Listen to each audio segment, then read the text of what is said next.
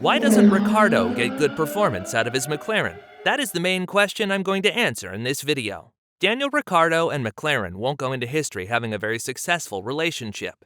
In the year and a half that Ricciardo has been driving for McLaren, he finished only 17 times in the top 10 out of 35 races. This means that on average, he scores points every 2 races. This is a big contrast to his teammate Norris, who finished in the top 10 30 times. The Honey Badger, as Ricciardo is also called, has problems fully understanding his McLaren and can't seem to maximize the potential of the car. Even in qualifying, which Ricciardo was notorious for, he gets beaten significantly by his teammate. After 13 races, Norris outqualified Ricciardo 11 times compared to the 2 times Ricciardo outqualified Norris. Currently, Ricciardo faces a 57-point deficit to his teammate and is one of the key reasons McLaren is behind Alpine in the Constructors' Championship. Daniel was already struggling to keep up with Norris last year, but this year is particularly difficult for him. The lack of performance also led to many rumors that Ricciardo will be replaced by the end of the year. However, his watertight contract makes it difficult to replace him, and therefore McLaren has to offer a lot of money to buy him out. Every time he performs poorly, more people criticize him. But is Ricciardo really performing so bad? Why does Ricciardo have so much difficulty finding pace in his car? How does Ricciardo's driving style affect his lap time, and what can he do to improve? Let's find out. In a recent interview with motorsport.com, he was asked how it has been possible that he struggles to find pace in the car, whereas his teammate seems to be able to drive around the problems. Ricciardo said that the 2022 car definitely feels different than last year's, but the DNA of the car hasn't really changed.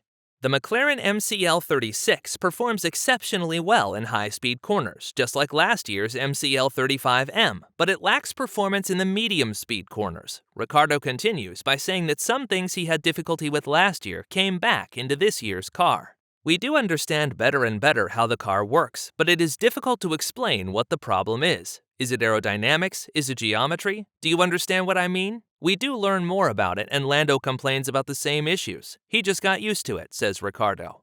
The issues are confirmed by Norris, who explained to motorsport.com that the current car doesn't match his driving style at all. He said that it isn't a bad car, it just doesn't match his driving style, but he learned how to adapt himself. My capability to adapt is the only reason I was able to perform reasonably so far, Norris said. One thing we have learned in the last 2 years is that Ricciardo has difficulty adapting to a car that doesn't fit his driving style. This is also the big difference between him and his teammate. Whereas Norris is able to adapt, Ricciardo is not. This shows in qualifying, where on average Norris is 0.6 quicker than Daniel, which sees the largest gap of all teammates. Daniel often complained that he doesn't fully trust his car and therefore limits his driving style. But what is Ricciardo's driving style? Why was he so fast at Red Bull and performs so poorly now? Between 2014 and 2018, he drove one of the aerodynamically best cars on the grid. This resulted in one of the highest cornering speeds of all teams, but the lack of engine power caused them to miss out on much lap time on the straights. Unique to Daniel's driving style was his braking. He is most famous for his extremely late braking, but that was only when he wanted to overtake someone.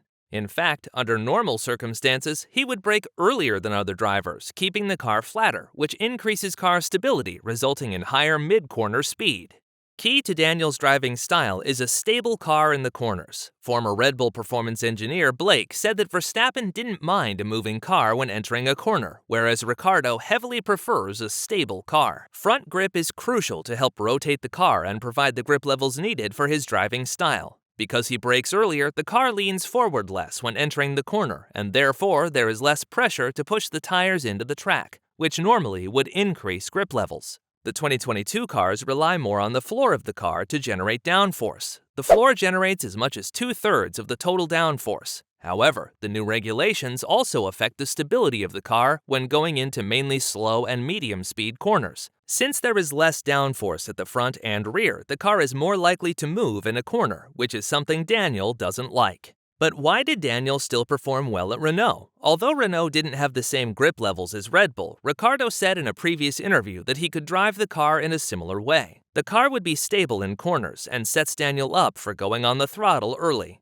So how did the McLaren from 2021, which still generates lots of downforce through the front and rear wing, differ from the Renault and Red Bull cars? When analyzing onboard cameras from the 2021 season, we can see that Ricciardo has more difficulty rotating the front end of the car and often understeered. The understeer would then push Daniel wide out of the corners, which caused him to get on the throttle later and missing out on valuable lap time. Whereas the Red Bull and Renault saw a strong front rotation and looser rear, the McLaren performed opposite and saw a looser front and more stable rear. Because Daniel brakes earlier than most drivers, there is less front load on the tires, which makes natural front grip of the car even more important. When cars like the McLaren have less front grip, it becomes more important to brake later to increase front load and increase tire grip. This increased pressure will then help the driver rotate the car. When we look at the data, we can see that Norris brakes later, and therefore it is easier for him to rotate the car better.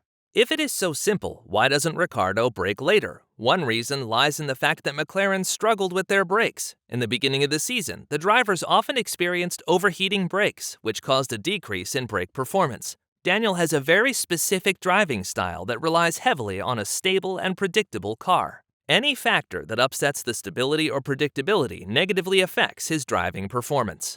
Ricciardo loses most of his time to his teammate in heavy braking corners that see a sharp change of direction. Although McLaren has fixed their brake overheating issues, it still isn't enough to give Ricciardo the confidence to brake later than his usual driving style prefers. Since Lando Norris is scoring most of the points and finds a way around the understeering issues, it is unlikely that McLaren will bring updates that are in favor of Ricciardo. At this point, the question is not if, but when he leaves McLaren. It would be best for him to go to a team that actively works on improving their front grip to create a good, rotating, and stable car. There is no doubt to Daniel's talent, and he has shown many times in the past what he is capable of. But after developing a unique driving style and having difficulty to adapt to a new one, he needs to be more particular with what team he drives for. Red Bull, for example, started the year with a more loose front end, but brought multiple upgrades to improve front grip to offer Verstappen a car to his liking. Just like Ricciardo, Verstappen also prefers a good rotating car as he brakes early, but allows a higher cornering speed. In many ways, Verstappen and Ricciardo have similar driving styles. The only difference is that Verstappen is less influenced by a more moving car in the corners.